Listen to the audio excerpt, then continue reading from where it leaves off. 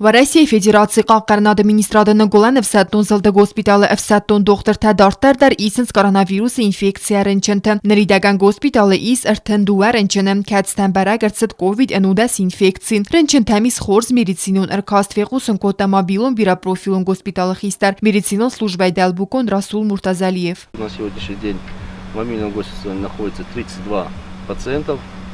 Все необходимые лечебно-диагностические мероприятия проводятся, кислородные станции развернуты, все необходимые лечения пациенты получают.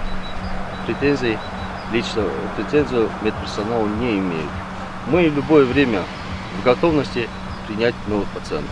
Растакмаца госпитал арастерце два ифтунгу анаман кабагнырыккон медицинун ифтунгарстайм. Истицал дар хаяда химайсан реанимацио хаяtta дезинфекции ганан. Санитарун эпидемиологон ама анестезиологии хаят. Амбакундерцет биолабораторий дар каци арас савзисте анаман кабаг аналисте ама сахата кудбанасан котеву магаска юренчен дар анак устардайна базайдан. В России Федерации Қаққарн администрада эфсаттун госпитал доктор тана республикай везисте цалым ававар нафахоз дар авадма.